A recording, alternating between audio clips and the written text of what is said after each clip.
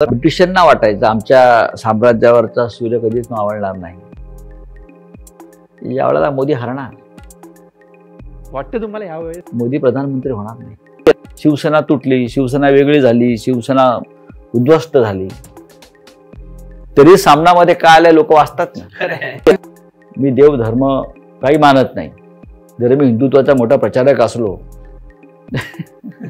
बाळासाहेब माणूस हा देव आहे, ज्याचं हृदय जळतं ना तोच लिहू शकतो। क्या बात आहे, तुमचं हृदय जळलं पाहिजे।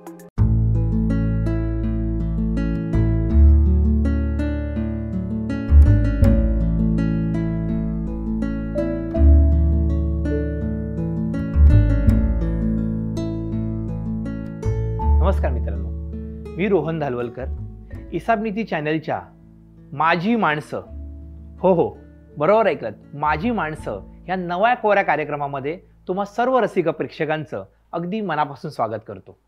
मित्रांनो, तुम्ही छापा गाठाला उदंड असा प्रतिसाद दिलात आणि त्यामुळेच आम्ही एक नवीन सिरीज तुमच्यासमोर घेऊन येतोय, ती म्हणजे माझी माणसं।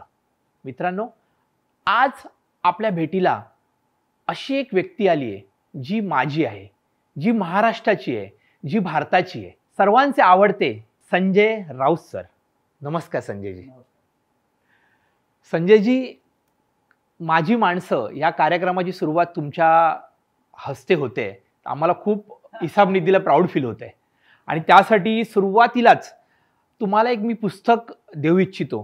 ते पुस्तक आहे खारीचा वाटा, जे पुस्तक ल म गडू ह्यांनी लिहिलेलं आहे, आणि दुसरं हे आहे सर मनगंगेच्या काठावर।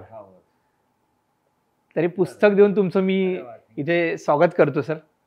सर, तुमच्या बऱ्याच मुलाखती झाल्या आहेत आणि खूप सारे आतापर्यंत लोकांनी वेगवेगळ्या तुमच्या लहानपणापासून आणि या सगळ्या गोष्टी आम्ही पाहिल्या आहेत, बघितल्या आहेत। उद्धव ठाकरे मुख्यमंत्री होण्याच्या आधी तुम्ही जे सगळं जमवून आणलं होतं आणि तुम्ही ते शिल्पकार म्हणून जे तुम्हाला घेतलं आणि त्या दिवसाला तुम्हाला अचानक ॲडमिट व्हावं लागलं आणि त्याच्यानंतर तुम्ही हॉस्पिटलमध्ये बसून ते अग्रलेख आय थिंक लिहित होतात, ती बघून आमच्या डोळ्यात पाणी आलं होतं, मी खरं सांगतो। म्हणजे असं अजिबात हे नाही। आणि त्याच्यानंतर की एखादा माणूस एवढ्या सच्चाईने काम करू शकतो, पॅशनेट, आणि ही गोष्ट बाळासाहेबांनी नक्कीच हेरली असणार, कारण त्या काळामध्ये एवढी मोठी मोठी लोक, मातब्बर लोक आजूबाजूला होती, म्हणजे प्रबोध नवालकरांपासून, पण तुमच्यासारखा व्यक्ती संपादक म्हणून त्यांना त्या काळात एक हाताला घ्यावा असं का वाटलं असेल सर, तुम्हाला वाटतंय? मी जेव्हा हे जे सामना आहे या सामनाचा संपादक झालो तेव्हा माझं वय फक्त 28 वर्ष होतं। Oh my God.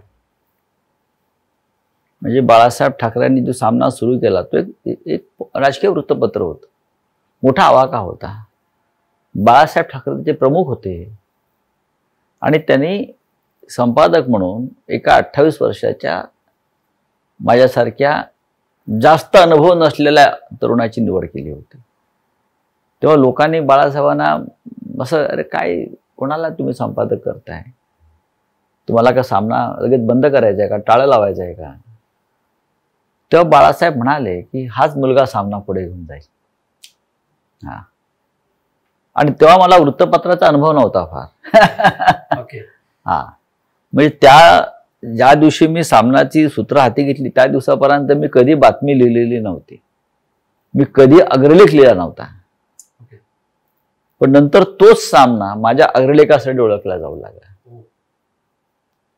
ही बाळासाहेबांची दूरदृष्टी, बाळासाहेबांची लिडरशिप जी होती किंवा त्यांची जी दृष्टी होती, माणसं पारखण्याची त्यांच्यामध्ये जी एक कौशल्य होतं ते फार मोठं होतं।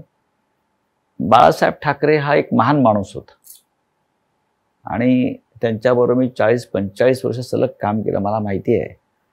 आणि आजही जो सामना त्यांच्यानंतरही जो आम्ही टिकवून ठेवला आणि लोकांपर्यंत पोचतोय, या देशामध्ये एकमेव वृत्तपत्र आहे सामना, जे भाषिक वृत्तपत्र आहे, ज्याला आपण लिंग्विस्टिक न्यूजपेपर म्हणतो। आजही त्या मराठी वृत्तपत्राचा अग्रलेख देशभरात वाचला जातो।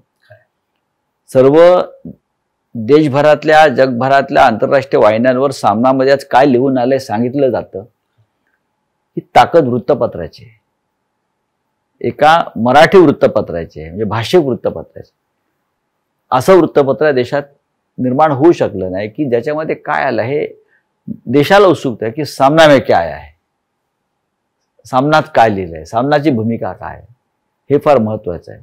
शिवसेना तुटली, शिवसेना वेगळी झाली, शिवसेना उद्ध्वस्त झाली, तरी सामनामध्ये काय आलंय लोक वाचतात ना. असं आहे ना. प्रेम करू शकता किंवा हेट करू शकता, आम्हाला काही नाही करू शकत. हो सर, सच्चाई नावाचा आय थिंक तुम्ही लोकप्रभावाला लिहित होतात, आणि एवढा जो आता काळ चालू आहे, इथून तिथे उडी, तिथून तिथे उडी, तिथून तिथे उडी, असं कधी वाटलं मनामध्ये की आपण पण, किंवा कितीतरी ऑफर आल्या असतील आतापर्यंत, ज्या ऑफर तर काय कमी नाहीये, तर काहीतरी असं एक क्षण असं वाटलं की नाही आता आपण कदाचित दुसरीकडे जायला हवं, आणि किंवा आपण किंवा तुम्ही तो मार्ग का स्वीकारला नाही इतक्या साऱ्या प्रलोभनांच्या या काळामध्ये सुद्धा? सच्चाईचा उल्लेख आपण केला. सच्चाई हा माझा एक स्तंभ होता, फार लोकप्रिय होता सर. लोकप्रवेत त्या काळात तो होता. सामनामध्ये अनेक वर्ष मी तो लिहिला. योगायोग असा की परवाच मी उद्धव ठाकरेंबरोबर दौऱ्यावर होतो, आणि इतके लोक भेटायला येतात, कागद देतात, त्यावेळी उद्धवजींना सहज म्हटलं मला बहुतेक परत सच्चाई सुरू करावी लागेल. सच्चाई हा जो कॉलम होता, स्तंभ होता, हा सामान्य लोकांसाठी होता. जे लोक सरकारपर्यंत पोहोचू शकत नाही, जे न्यायालयापर्यंत पोहोचू शकत नाही, ज्यांना न्याय मिळत नाही, त्यांना वृत्तपत्र व्यासपीठ असतं. मी जेव्हा प्रथम खासदार झालो तेव्हा मला असं वाटतं की आता मी लोकांचे प्रश्न सोडवीन, आणि मी लोक यायचे, पण लोक मला म्हणायचे नाही, मला कोणाला तुम्ही मंत्र्याला पत्र देऊ नका, तुम्ही सच्चाई लिहा. हा विश्वास असतो वृत्तपत्रावरचा किंवा एखाद्या स्तंभावरचा. आता दुसरा जो तुमचा जो मुख्य मुद्दा आहे की मला इकडे बदल करावा असं का वाटलं नाही. माझं अख्खं आयुष्य बाळासाहेब ठाकरेंबरोबर गेलं, आणि मी किंवा माझं कुटुंब बाळासाहेबांबरोबर कोणत्या व्यक्तिगत स्वार्थासाठी आम्ही राहिलो नाही ना. मराठी माणसाची चळवळ आहे. या मुंबईमध्ये, या महाराष्ट्रामध्ये मराठी माणसाला स्वाभिमानानं जगता यावं, यासाठी बाळासाहेबांनी शिवसेना स्थापन केली. आम्हाला आमचे बंगले बांधावेत, आमचे इमले बांधावेत, आम्हाला गाड्या घोड्या मिळाव्यात, आमच्याकडे कोट्यवधी रुपये यावेत, प्रत्येकाला मिळावं, मराठी माणसाला इथे अभिमानानं राहता यावं, ही ईर्ष्या घेऊन आम्ही या चळवळीत उतरलो. आम्हाला दुसरं काहीच व्हायचं नव्हतं. आम्ही जेव्हा या इथे काम सुरू केलं तेव्हा आम्हाला कधी काय वाटलं होतं का आम्ही साधे नगरसेवक होऊ किंवा आमदार होऊ. आम्हाला असं स्वप्नही पडलं नाही ना की आमच्या देशामध्ये ओळख निर्माण होईल. ही एक कृतज्ञता असते. पण आज मला देश ओळखतो, जगात ओळखतात. 20 वर्षापेक्षा जास्त काळ मी दिल्लीमध्ये नेतृत्व करतोय पक्षाचं. खासदार आहे मी. दिल्लीतला सगळा सुंदर बंगला माझा आहे. खरंय, आम्ही तो बघितला. दिल्लीतला सगळा सुंदर बंगला माझा आहे, जिथे इंदिरा गांधी राहायच्या. बरं का, सफदरजंग लेनला समोर मोदी राहतात. हे कोणामुळे आहे? हे बाळासाहेब ठाकरेंमुळे, हे शिवसेनेमुळे. संजय राऊत आणि सामना ही ओळख बाळासाहेबांनी दिली. अशा वेळेला तुम्हाला मनामध्ये जर ती कृतज्ञता नसेल आणि तुम्ही अजून काही मिळवायचं आहे म्हणून पडत असाल तर तुम्ही माणूस नाही आहात. तुम्ही अजिबात मनुष्य नाही आहात. किती पाहिजे माणसाला? माणसाला किती पाहिजे जगण्यासाठी, व्यवस्थित राहणार? गाडी आहे, किती गाड्या पाहिजेत? आम्ही 2 टाइम व्यवस्थित जेवतोय, छान फिरतो, खातो, फिरतो महाराष्ट्रामध्ये, पक्ष वाढवतो. माणसाला राजकारणामध्ये यापेक्षा फार काही नाही. सत्ता येते आणि सत्ता जाते, पण एकदा तुमचं नाव गेलं की ते परत मिळवता येत नाही. ही आम्हाला बाळासाहेब ठाकरेंची शिकवण आहे, आणि मी अजूनही त्यांच्यावरती माझी श्रद्धा आहे. मी देव धर्म काही मानत नाही, जरी मी हिंदुत्वाचा मोठा प्रचारक असलो. बाळासाहेब माणूस हा देव आहे. त्यांनी घडवला हा मुंबई, महाराष्ट्र, मराठी माणूस, असं आपल्याला विसरता येणार नाही. प्रश्नच नाही. हा सर, तुम्ही कॉलेज जीवनामध्ये नामदेव ढसाळ, आठवले, सगळे आमचे मित्र, तेव्हाच सर पत्रकारिता करावी आणि ते तुम्हाला ठरवलं होतं का सर? तुम्ही माझं एक स्वप्न होतं की मला पहिल्यापासूनच मला खूप मोठा पत्रकार व्हायचा होता. तेव्हा पत्रकारितेला ग्लॅमर होतं. ओके. आता सारखं नाही. आता दलाल आहे, दलाली आहे, आता एजंट आहेत सगळे. पण त्या काळामध्ये आम्ही मोठे मोठे पत्रकार, हे ज्याला तुम्ही इंग्लिशमध्ये आयडॉल म्हणता, असे आमचे, अरे बापरे किती मोठे पत्रकार आहेत ते, किती मोठे संपादक आहेत ते. कोणाचा एखाद्याचा सर तुमच्यावर पगडा होता? हो, वाटायचा अनेक लोकांबरोबर माझ्यावरती आचार्य यात्रांचा आणि बाळासाहेब ठाकरेंचा पत्रकार म्हणून पगडा कायम राहिला.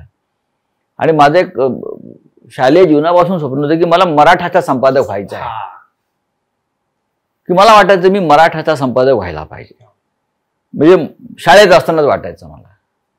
पण त्यानंतर मराठा बंद झाला.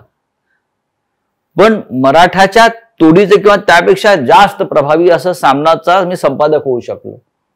मराठ्यांचा आवाज. हा, सामना वृत्तपत्र बाळासाहेबांनी जे काढलं ते मराठाच्या तोडीचं होतं आणि त्याच्यापेक्षा पुढे गेलं. ते मराठाला अल्पजीवी होतं. मराठा फार काळ टिकलं नाही. बरोबर. संयुक्त महाराष्ट्राच्या चळवळीत ते झालं, नंतर बंद झालं. पण गेले 40 वर्ष सामना सुरू आहे. मला सामनाचे संपादक मिळालं बाळासाहेबांनी. म्हणजे माझी सगळी स्वप्न बाळासाहेब ठाकरेंनी पूर्ण केली.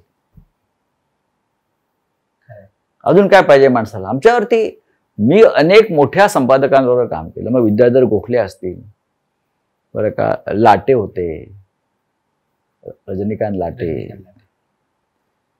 अनेक संपादकांबरोबर बाळासाहेब ठाकरेंबरोबर माझा अख्खा विषय गेलेला आहे. सर, आता जे सोशल मीडियाचं बदललेलं स्वरूप आहे आणि पत्रकारिता त्यामुळे पूर्ण चेंज झाली. म्हणजे कोणी येतं, आता याच्यावरती तुमचं सोशल मीडियावरती सगळेच पत्रकार आहेत ना. घराघरात पत्रकार आहेत. पूर्वी पत्रकार असणं ही म्हणजे बाबा आपला एखाद्या विभागात एक पत्रकार राहतो म्हणजे त्याच्याकडे किती आदराने पाहिजे. काय सर 3-4 गुण असतात जे पत्रकाराला महत्वाचे असायलाच हवेत, किमान त्या गोष्टी तरी पाळायला हव्यात? पहा की ज्याचं हृदय जळतं ना तोच लिहू शकतो. क्या बात आहे. तुमचं हृदय जळलं पाहिजे. फक्त राजकीय लिखाण म्हणजे पत्रकारिता नाही. हा, उखाळा पाखाळा काढणं म्हणजे पत्रकारिता नाही. लोकांना तुम्ही आपले वाटले पाहिजे. सामान्य, अजूनही सामान्य माणसाला लिडरशिप नाही. सामान्य माणसाचा आवाज कोणी ऐकत नाही. तुम्ही जा ना पोलीस स्टेशनला, तुम्ही जा न्यायालयामध्ये, तुम्ही जा मंत्रालयामध्ये, तुम्ही जा मंत्र्याच्या दारात. सामान्य माणूस पायरीवरच आहे, पायरीवरच आहे. तो त्याला कोणी या जवळ या असं बोलवत नाही.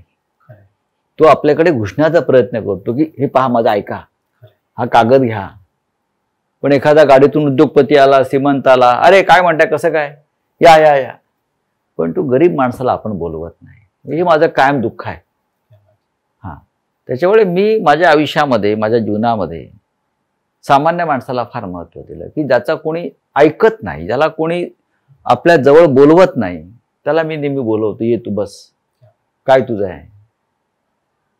तरच वृत्तपत्र हे संपादक म्हणून तो मोठा आहे. सर, असं खूप वेळा होतं ना, सामनातलं लिहित असताना मनामध्ये एक वेगळा सामना चालू असतो खूप वेळेला. आणि अशा वेळेस तुम्ही कुठल्या सामनाला महत्व देता? की मनातल्या सामनाला? मनात माझं मन मला सांगेल तेच मी करतो. माझ्यावरती कधीच कोणी दबाव आणू शकत नाही. मी कधी कुठल्या दबावाखाली आलो नाही, अजिबात नाही. पत्रकारितेमध्ये मी कधी दबाव बाळगले नाहीत, पाळले नाहीत. माझा स्वभाव नाही तो. मी नेहमी वाद करतो आणि मला जे मान्य आहे तेच मी करतो. सर, आता बदललेलं जे राजकारण आहे, आता नवीन जसे प्रशांत किशोर सारखे स्ट्रॅटेजिक्स लोक यायला लागली आहेत, कन्सल्टन्सी करतायत, त्याची काही या काळामध्ये गरज असते की जनता ही जनार्दन आहे? काय करणार स्ट्रॅटेजी तुम्ही करून? काय करणार काय? हे ठीक आहे, आता नवीन नवीन हे सगळे जग पुढे गेलेलं आहे. राजकारण फार आधुनिक झालेलं आहे, मॉडर्न झालेलं आहे. नवीन नवीन यंत्रणा आलेल्या आहेत, ईव्हीएम मशीन आलेले आहेत. ईव्हीएम मशीनमध्ये घोटाळे आहेत असं म्हणतात. अनेक गोष्टी आहेत ना. पण शेवटी लोकांनी ठरवलं तर काही कोणती क्रांती होऊ शकते. लोकांची मानसिक तयारी झाल्याशिवाय कोणती क्रांती होऊ शकत नाही. त्या देशामध्ये किंवा जगामध्ये जेव्हा जेव्हा क्रांती झाली ती काही या स्ट्रॅटेजिस्ट लोकांनी केली नाही ना. क्रांतीचे जनक हे कायम सामान्य माणसं राहिले. बाळासाहेब ठाकरे कोण होते? सामान्य माणूस होता. लोकमान्य टिळक कोण होते? फार सामान्य माणूस होता. जयप्रकाश नारायण असतील, चंद्रशेखर असतील, इंदिरा गांधीचा पराभव कोणी केला? सामान्य माणसाने केला. Common man is Superman. बरं का? सामान्य माणूस हीच ताकद आहे या देशाची. तोच बदल घडवतो. सर, असं खूप वेळेला होतं की आपण काही गोष्ट बोलतो आणि आपल्याला बोलायची वेगळी असते, पण सोशल मीडिया ती वेगळ्या स्वरूपात घेतं आणि त्यावेळेस खूप त्रास होतो का तुम्हाला? कशाला त्रास करून घ्यायचा? मला तुरुंगात टाकलं लोकांनी. मी जेलमध्ये होतो मागच्या काळामध्ये. मला अजिबात त्रास नाही झाला. ज्यांना कोणाला आनंद घ्यायचा त्याला घेऊ द्या. मी तुरुंगात गेल्यामुळे. पण मला माहिती आहे की मला तुरुंगात का टाकलंय. माझी भीती वाटते लोकांना. लोक मला घाबरतात आणि लोकांनी मला घाबरायलाच पाहिजे. ही भीती प्रामाणिकपणाची आहे. बरं, प्रामाणिक माणसाच्या प्रामाणिकपणाला लोकांनी घाबरायला पाहिजे. हा, म्हणजे दहशतीला घाबरू नये, पैशाला घाबरू नये. तू प्रामाणिक आहेस म्हणून मला तुझी भीती वाटते. तू सत्य बोलतोस म्हणून मला तुझी भीती वाटते. म्हणून तुला मी ठार मारेन. हे महत्वाचं आहे. होत असतात. सर, आपली माणसं तर आपली माणसं असतातच, पण तुम्हाला असा एखादा नेता किंवा जो विरोधात आहे पण तो सुपर्ब आहे, मग असं वाटतो की नाही यार या माणसाकडे एक काही क्वालिटीज आहेतच, किंवा तो महाराष्ट्रात असेल, भारतात असेल, असं काही खूप आहे असे. तरी सध्याच्या काळामध्ये तुम्हाला असं वाटतं का एखादा नेता की जो हा आहे ज्याच्यामध्ये एक पोटेन्शियल वाटतं, किंवा एक पत्रकार म्हणून, एक शिवसेनेचा नेता म्हणून नाही, किंवा एक खासदार म्हणून नाही, पण ह्या माणसामध्ये एक स्वतःची मतं मांडण्याची एक ताकद आहे? मला राहुल गांधी आवडतात. जेव्हा राहुल गांधीवरती अख्खं जग टीका करत होतं तेव्हा मी एकटा माणूस होतो या देशामध्ये जो राहुल गांधीची बाजू मांडत होतो. कारण मी गेल्या 15 वर्षापासून सांगतो हाच राहुल गांधी देशाचं लिडरशिप करेल. आज पहा तुम्ही, आज राहुल गांधी पूर्ण बदललेले आहेत. मी त्याच्याबरोबर भारत यात्रा केली स्वतः. मी त्याच्याबरोबर पठाणकोट पासून काश्मीरपर्यंत चालत गेलो आता अलीकडे. आता परत जाईन मी. देशामध्ये लिडरशिप आपला देश इतका वांझ नाहीये. लोकातून नेते निर्माण होतात. या क्षणी सुद्धा या देशामध्ये खूप लोक आहेत की जी चांगली लिडरशिप. तुम्ही टीका कराल लालू यादववर, त्याचे आरोप कराल, पण ते आपल्या मतांशी ठाम आहे. ते झुकले नाहीत. वाकला नाही तो माणूस. तुरुंगात गेला. 90% खटले त्याच्यावरती गुन्हे खोटे आहेत. मला माहिती आहे. मी स्वतः त्यातून गेलोय. माझ्यावरती सगळे आरोप गुन्हे खोटे आहेत. मला माहिती आहे. माझा काहीच संबंध नाही. पण भीती, सत्तेला भय वाटतं लढणाऱ्यांचं. जेव्हा सत्ताधाऱ्यांना आपल्या समोर लढणाऱ्याचं भय वाटतं तेव्हा तो डरपोक असतो. पुतीनने त्याच्या विरोधकांना जेलमध्ये मारलं. काल आपण पाहिलं असेल. कसले तुम्ही सत्ताधारी? तुम्हाला तुमच्या राजकीय विरोधकांची भीती वाटते. मग इंदिरा गांधी खूप महान होत्या. पंडित नेहरू महान होते. महात्मा गांधी हे निर्भय होते खऱ्या अर्थानं. बाळासाहेब ठाकरे निर्भय होते. वसंतदादा पाटील निर्भय होते. हे आता तुम्ही जर तुमच्या लोकशाहीमध्ये तुमच्यावर टीका करण्याची तुम्हाला भीती वाटत असेल तर तुम्ही या लोकशाहीमध्ये राज्य करायला नालायक आहात. तुम्ही सरळ जाहीर केलं पाहिजे की इथे लोकशाही आम्ही ठेवली नसून इथे आम्ही हुकुमशाहीची सुरुवात केलेली. अजिबात नाही चालणार. लोक उठाव करतील एक दिवस. पहा तुम्ही. आणि ती आता व्यवस्था, ती सुरुवात झालेली आहे. नक्कीच. सर, तुम्ही ठाकरे सारखा सिनेमा प्रोड्यूस केलात. ठाकरे 2 किंवा त्या संदर्भातला चित्रपट येणाऱ्या काळामध्ये आम्हाला पाहायला मिळेल का? मी बाळासाहेब ठाकरेंवरती, मी तुम्हाला मगाशी म्हणालो की माझ्या जीवनामध्ये ठाकरेंशिवाय दुसरं काही नाही. Thackeray plus Thackeray, Thackeray plus Thackeray. हा, माझं अख्खं आयुष्य त्या इतक्या महान माणसाबरोबर गेलं. त्यांचं बोट धरूनच त्यांनी मला पुढे नेलं. त्याच्यामुळे ठाकरे हे जे रसायन आहे, ठाकरे पर्सनॅलिटी आहे, ही लोकांपर्यंत, पुढल्या पिढीपर्यंत सतत राहायला पाहिजे. म्हणून मी सतत काही ना काही करत असतो. मी सिनेमे काढले, ते लोकांपर्यंत पोहोचले. आताही अजून एक पुढला भाग मला करायचा आहे, असं नाही, काम चालू आहे त्याच्यावरती, वेळ नाही. पण जशी जशी पिढी बदलते तसं लोकांना विस्मरण होतं. पण बाळासाहेबांचं विस्मरण कोणाला होऊ नये, होताच कामा नये. खरे भारतरत्न सर खऱ्या अर्थाने बाळासाहेब ठाकरे आहेत आणि त्यांना नक्कीच ती गोष्ट मिळायला हवी. सर, महत्वाची गोष्ट म्हणजे तुमच्याबरोबर खूप वेळेला बाळासाहेबांसारखं शरद पवारांनी देखील बऱ्यापैकी तुम्ही त्यांच्याशी जवळ काम मी या देशामधल्या अनेक मोठ्या लोकांबरोबर काम केलं. मी कॉम्रेड श्रीपाद अमृत डांग्यांबरोबर काम केलं आहे. शरद पवार सुद्धा आणि माझ्यामध्ये एक नातं आहे. बाळासाहेब तर आहेच, आता उद्धव ठाकरेंबरोबर काम करतो. मी अनेक पिढ्यांबरोबर काम केलं. माझं म्हणजे शालेय जीवनापासून मला मी विनोबा भावेंना भेटलेला माणूस आहे त्या काळामध्ये.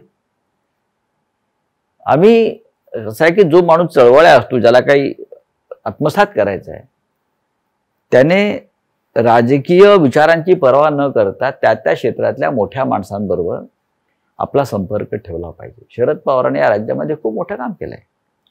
शैक्षणिक क्षेत्रात, कृषी क्षेत्रामध्ये, देशभरात खूप मोठं काम आहे त्यांचं. यशवंतराव चव्हाण होते. आणि आज कसं झालंय की आपण आपल्याभोवती भिंती निर्माण केलेल्या आहेत. आपण आपल्या विचाराच्या पलीकडे किंवा आपल्याला स्वतःला कोंडून घेतलंय. महाराष्ट्र असा नव्हता कधी. अलीकडच्या काळामध्ये महाराष्ट्राचा कोंडवाडा झालाय वैचारिक. आपण दुसऱ्यांचा विचार समजून घ्यायला तयार नाही. सगळ्यात आधी जे आपले विरोधक आहेत त्यांचा विचार समजून घेतला पाहिजे. बाळासाहेब ठाकरे जे होते, मी जेव्हा म्हणतो की त्यांचा आमच्यावर प्रभाव आहे आणि तो राहील. बाळासाहेब आम्हाला सांगायचे की जो आपला विरोधक आहे ना त्याचं मत आधी समजून घ्या. आपल्यावर जो टीका करतोय त्याच्याशी चर्चा करा. हा, म्हणजे आता टीव्ही वगैरे हे आता आहे तुमच्याकडे, पण बाळासाहेब ठाकरे 22 वृत्तपत्र वाचायचे. आम्ही त्यांना वाचून दाखवायचो. त्यातली जी वाचकांची पत्र असतात ती टीकात्मक असतात सत्ताधाऱ्यांवर, की तुम्ही हे करत नाही, तुम्ही ते करत नाही, तुमचे नगरसेवक काम करत नाहीत, आमदार काम करत नाही. ती आधी वाचायची. म्हणजे लोक आपल्याविषयी काय सांगतात, काय बोलतायत ते कळेल. टीका तुम्ही सहन केली पाहिजे. तुम्ही टीका सहन करा, तुम्ही टीकेला उत्तर द्या. नाही, संपलं. कमी कुठे आहे? टीका करणाऱ्यांना मारून टाकतात, जेलमध्ये टाकतात. आणि पत्रकार म्हणून हे जेवढे आता मागचे जे पत्रकारितेमध्ये चॅनल बंद करण्यापासून जी कार्यक्रम आता लोकशाही ही फार वेगळ्या वळणावर आहे. या देशात लोकशाही राहील की नाही चिंता आहे. पण हा 140 कोटी लोकसंख्येचा देश आहे. या देशाला एक महान परंपरा आहे लढण्याची. हा देश लढणार आहे. या देशामध्ये मोगलांविरुद्ध आपण लढलो, बरं की आपण या देशात ब्रिटिशांविरुद्ध लढलो, या देशात महाभारत घडलं, या देशात रामायण घडलं, अनेक गोष्टी घडल्या. या देशामध्ये आणीबाणीच्या विरुद्ध लढा झाला. त्याच्यामुळे या सगळ्या फार चिंता करण्याचं कारण नाही. रामकृष्णही आले गेले, येतात जातात लोक. सर, फक्त एकच गोष्ट की जी शिवसेना आज हे सगळी तुकडे झाले शिवसेनेचे असं म्हणतात आणि या सगळ्या गोष्टी झाल्या, तर असं वाटतं का ह्यामध्ये एखादी गोष्ट जर बदलली असती तर कदाचित ही गोष्ट घडली नसती, किंवा भाजप सारख्या पक्षाला आपण जवळ घेतलं गेलं जास्त स्वरूपात आणि नंतर मग आता त्यांनीच आपल्यावर उलटवार झाले आहेत. माणसाचा स्वार्थ असतो ना. शिवसेना का फुटली? शिवसेना असं नाही, कोणताही पक्ष का फुटतो? अतिरेकी महत्वाकांक्षा, राक्षसी महत्वाकांक्षा निर्माण झाल्या. जसं मी म्हणतो ना, अरे आम्ही काहीच नव्हतो, आम्ही इथपर्यंत पोहोचलो. थांबलो पाहिजे. आम्हाला काहीच नव्हतं, आम्ही इथपर्यंत पोहोचलो. माझ्या जीवनाची सुरुवात झाली तेव्हा आम्ही एका किंवा 2 खोलीत राहत होतो. आज मी बंगल्यात राहतोय. कोणामुळे? शिवसेनेमुळे, बाळासाहेबांमुळे. हे शिवसेनेमुळे आहे. त्यांनी आम्हाला या स्थितीला नेऊन ठेवलं. आम्ही ट्रेनने जायचो, आज मी गाडीने जातो स्वतःच्या. हे कोणामुळे? हे बाळासाहेबांमुळे. ही जी कृतज्ञतेची भावना जर तुमच्याकडे नसेल तर तुम्ही कुठेच सुखी राहू शकत नाही ना. आता अजित पवार शरद पवारांना सोडून गेला. काय कमी आहे त्या माणसाला? काहीच कमी नाही. मला सांगा ना, अजून माणसाला काय हवंय? हा, एकनाथ शिंदे सोडून गेला, अरे काय त्या माणसाला हवंय अजून? अजून तो अशोक चव्हाण. हा, भीती, संपत्ती आली की माणूस असुरक्षित होतो. तुम्ही अतिरिक्त संपत्ती मिळवली की माणूस असुरक्षित होतो. त्याला स्वतःचीच भीती वाटते, त्याला दुसऱ्यांची भीती वाटते, आणि मग तो ते आपल्या भोवती अशा प्रकारची नवीन कवच कुंडला निर्माण करतो. आम्ही का घाबरत नाही? आमच्याकडे काही नाही ना, आम्हाला खूप आहे असं म्हणतो आम्ही. माणूस का घाबरत नाही? अरे मी खरा आहे, माझ्याकडे काही नाहीये, आणि का पाहिजे? जे आहे ते पुरेसं आहे. सर, खूप वेळेला प्रश्न विचारला गेलाय, खूप ठिकाणी विचारला हो, हो. गेलाय, पण तो म्हणजे राज ठाकरे. हा हा. सर, राज ठाकरे तुमचे तेव्हा काळात जवळचे मित्र आताही आहेत. आजही तुम्ही नातेसंबंध जोडून आहात. मी नक्की सांगतो. तुमच्या मुलीच्या नाही, लग्नात मित्र आहेतच ना. आहेच आहे. सर, खरंच वाटतंय का कुठेतरी जाऊन आता महाराष्ट्र सर कसा राहिला? म्हणजे कारण की जर राज ठाकरे जर सगळ्याच कोलॅबरेशन व्हायला रेडी आहेत, सगळेजण इकडचे तिकडे जात आहेत, तिकडचे इकडे येत आहेत, कोण तिकडे जात आहे, कुठेतरी जाऊन कुठल्या तरी अलायन्स मध्ये काहीतरी करायला हवं का? की जेणेकरून ऍटलीस्ट ही मराठी माणसं आणि महाराष्ट्र आपला राहील, जो माझा राहील. असं कोणाला वाटणार? सगळ्यांनाच वाटेल ना. असं माझ्यासारख्या माणसाला तर वाटणारच की महाराष्ट्र, मराठी माणूस ह्याच्यामध्ये कोणत्याही प्रकारची फूट असता कामा नये. पण राज ठाकरेंनी त्यांचा मार्ग स्वतः निवडलेला आहे. कोणी त्यांना जा सांगितलं नाही. आता एक हे घर आहे, या घरामध्ये 4 मुलं राहतात, कधी कधी आपापला मार्ग निवडतात ना. ते कोणी आई वडिलांना सोडून अमेरिकेत जातो, दुसरं अजून कुठे जातो, मग आई वडिलांना वृद्धाश्रमात टाकतो. सगळं काही असताना समाजात त्या गोष्टी घडतात. आता एखादा मार्ग एखाद्या सज्ञान व्यक्तीनं निवडलेला आहे, त्याचा अर्थ त्याला आपलं भविष्य कळतं, भवितव्य कळतं. पण आपण जरी वेगळे झालो तरी ती कटुता असता कामा नये एकमेकांविषयी, असं आम्ही मानतो, आणि ती कटुता आमच्यात नाहीये. राजकीय मार्ग वेगळा असू शकतो ना. एका घरात 4 पक्षाचे लोक असतात ना, एकदा बघितले आम्ही, 4 विचारांनी. पण येणाऱ्या काळामध्ये कुठेतरी सर ती गोष्ट बघा, तुम्हाला वाटतं का सर आतून की यायला हवं? नाही, तो काळ, ती वेळ निघून गेली. आता त्यांनी एक पक्ष स्थापन करून 25 वर्ष होऊन गेली. एक असं वाटायचं बाळासाहेब असताना सगळ्यांना की हे बरोबर झालं नाही. पण जर आत्मपरीक्षण केलं त्यांच्या लोकांनी तर त्यांनी काय मिळवलं? शिवसेना इतके तुकडे होऊन सुद्धा आहे तिथेच आहे. आजही आम्ही अख्खा पक्ष आमचा कोणाच्या तरी ताब्यात दिला असा, आम्हाला आमचं चिन्ह गेलं, पण तरी आम्ही आहोत ना. आम्ही लढतो आहोत, आम्ही पक्ष उभा करतो आहोत, आम्ही अविश्रांत मेहनत घेत आहोत. लोक आमच्या बरोबर आमच्या मागे येत आहेत. निवडणुका घ्यायची हिंमत दाखवा असं आम्ही सांगतो आहोत.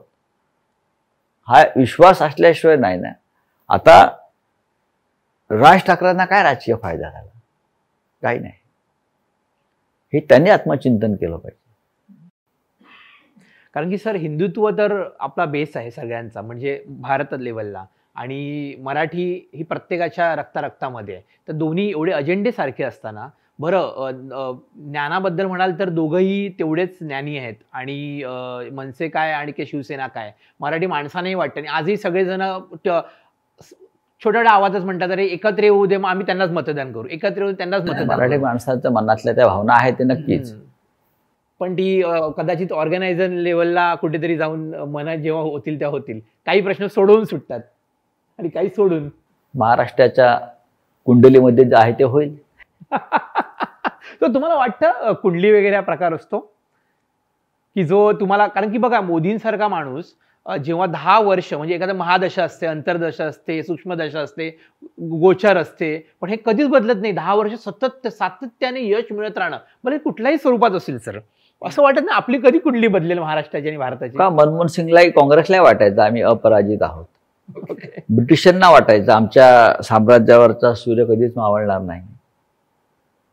यावेळेला मोदी हरणार. वाटतं तुम्हाला यावेळेस मोदी प्रधानमंत्री होणार नाही? ही ब्रेकिंग आहे.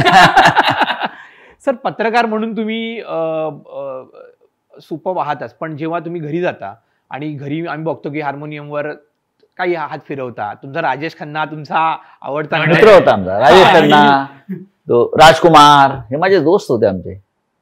राजकुमार हा तसा फार तुसड्या होता, फार लोकांमध्ये फार मिसळत नव्हता, पण त्याच्याने माझी फार दोस्ती होती. असे अनेक लोक. आता कवी ग्रेस होते, ते असं लोकांमध्ये फार वावरायचे नाहीत. ग्रेस माझा फार जवळचा मित्र होता. आम्ही कवितेवर बोलायचो, वर्ष बोललो. इकडे येऊन राहायचे माझ्याकडे ते भांडुपला. असे अनेक, असं प्रत्येकाचं एक व्यक्तिगत आयुष्य असतं.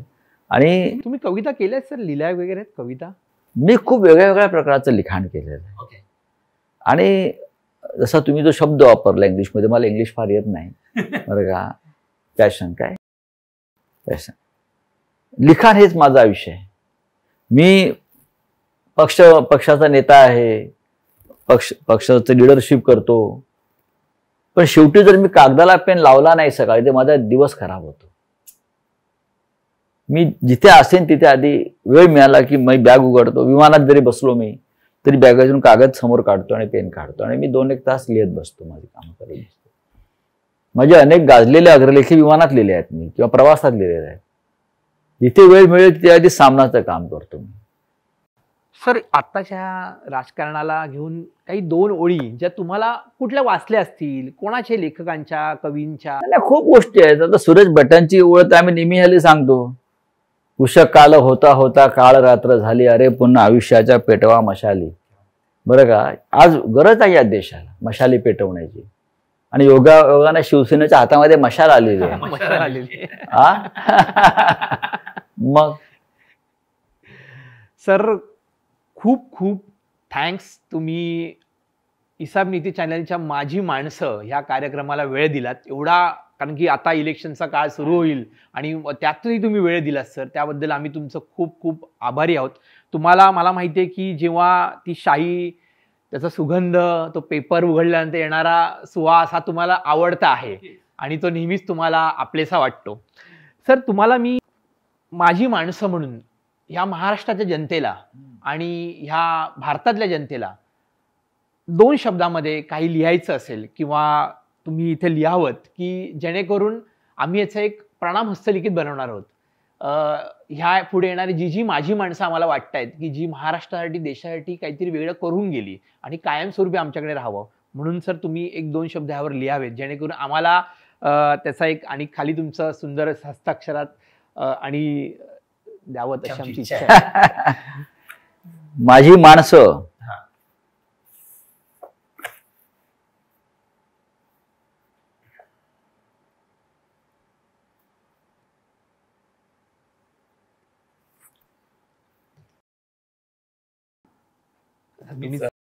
महाराष्ट्रातील प्रत्येक मराठी माणूस माझा आहे या भावनेने मराठी नेत्यांनी कार्य करावे.